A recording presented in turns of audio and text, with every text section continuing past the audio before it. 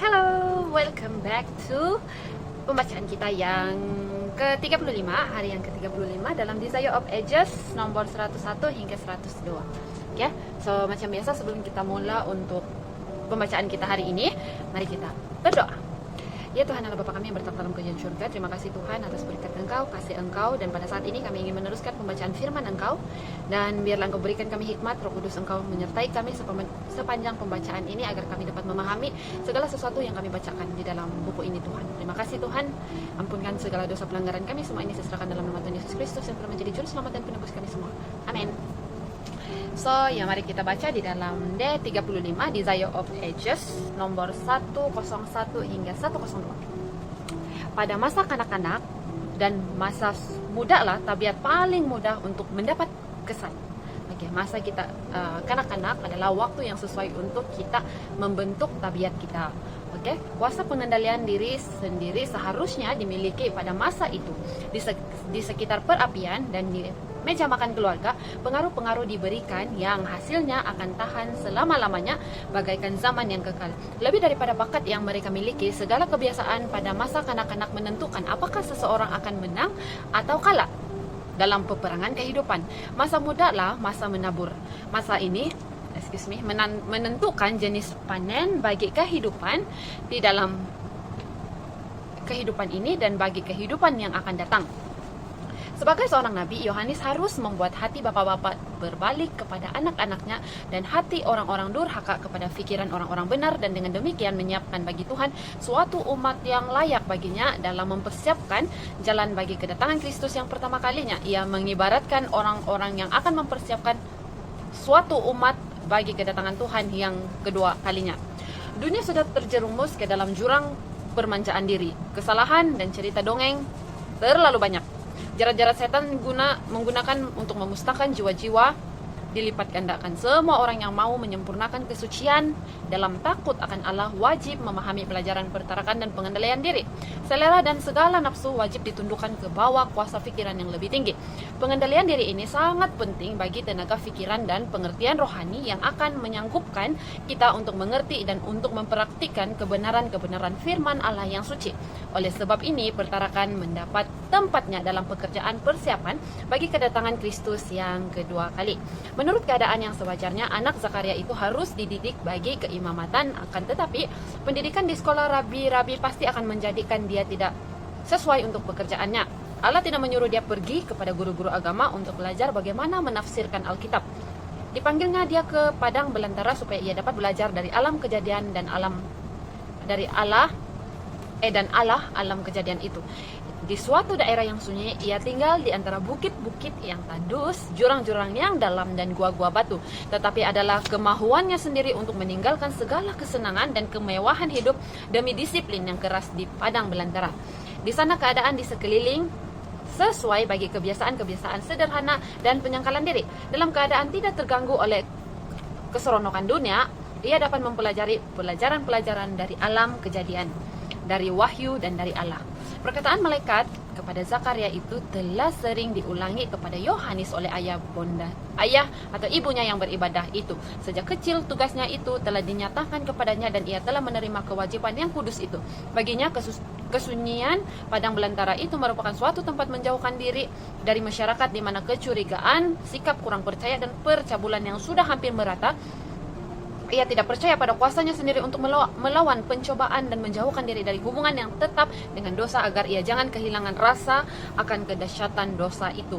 Karena telah diserahkan kepada Allah bahwa seorang nazir Allah sejak lahir, ia sendiri menunaikan nazar itu dalam penyerahan seumur hidup. Pakaiannya adalah seperti pakaian nabi-nabi purbakala, pakaian yang diperbuat dari bulu unta diikat dengan sebuah ikat pinggang kulit. Ia makan belalang dan madu hutan yang terdapat di padang belantara itu dan minum air jernih yang datang dari bukit-bukit. Tetapi kehidupan Yohanes tidak dihabiskannya untuk bermalas-malasan, untuk semata-mata bertekun dengan muka muram dan mengasingkan diri untuk kepentingan diri sendiri. Kadang-kadang ia pergi bercampur dengan orang banyak dan ia selamanya merupakan seorang pengamat yang menunjukkan perhatian besar terhadap apa yang terjadi di dunia.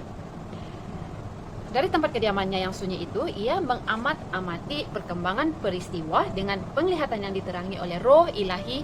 Dipelajarinya tabiat-tabiat manusia supaya ia tahu bagaimana cara mencapai hati mereka dengan perkabaran dari surga. Beban tugasnya dipikulnya dalam kesunyian oleh renungan dan doa. Ia berusaha memperkuat jiwanya untuk pekerjaan hidup yang ada di hadapannya.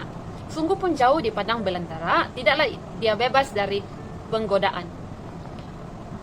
Sedapat-dapatnya ia menutup setiap jalan yang dapat dimasuki oleh setan. Namun dia masih juga diserang oleh penggoda itu. Tetapi pandangan rohaninya terang. Ia telah mengembangkan tenaga dan keputusan tabiat, maka dengan pertolongan Roh Kudus ia sanggup mengenal pujukan setan dan melawan kuasanya.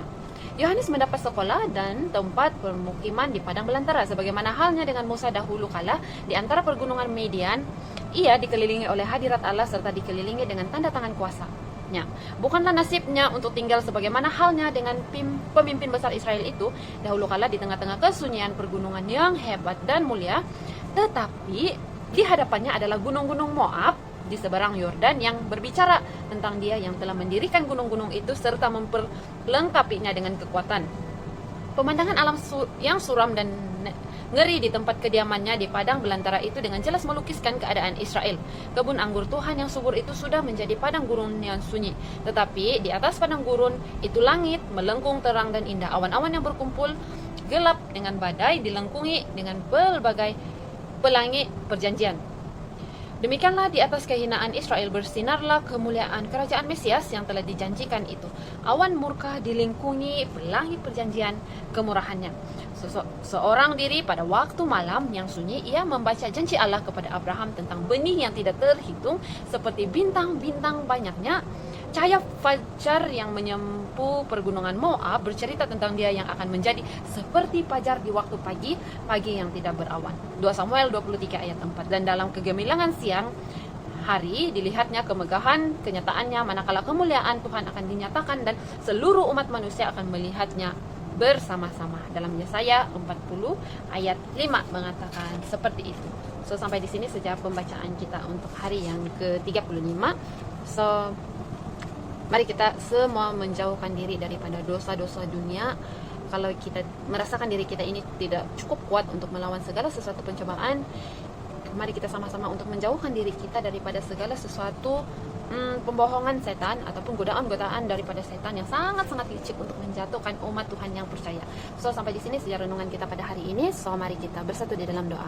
Ya Tuhan Allah Bapa kami yang bertakhta dalam kerajaan surga, terima kasih Tuhan atas berkat Engkau sepanjang pembacaan kami, dan kami sudah memahami bahwa Engkau menginginkan kami untuk menjadi seseorang yang boleh mempengaruhi sesuatu yang baik kepada semua orang, tetapi bukan sesuatu yang di sebaliknya Tuhan. Dan jika kami belum cukup kuat untuk berhadapan dengan segala godaan roh jahat setan, kuatkan kami Tuhan, persiapkan kami Tuhan, hantar Roh Kudus Engkau agar kami dapat sumber kekuatan daripada Engkau, dan kami dapat dengan nyata membezakan segala kebaikan dan keburukan di depan mata kami apa saja berlaku setiap saat Tuhan. Dan pada saat ini Tuhan, kami ingin Engkau terus menyertai kami, Engkau terus memimpin perjalanan kami, dan biarlah kami terus berusaha untuk menjadi sempurna seperti Yesus. Terima kasih Tuhan karena Engkau sudah mendengar dan menjawab doa ini. Pada saat ini saya mohon sekali lagi Engkau ampunkan segala dosa pelanggaran kami yang kami senantiasa layak di hadapan-Mu. Terima kasih Tuhan karena Engkau sudah mendengar dan menjawab doa ini. Semua ini saya serahkan dalam nama Tuhan Yesus Kristus yang telah menjadi juru selamat dan penebus kami semua. Amin. So sampai di sini saja, jumpa lagi. Bye bye.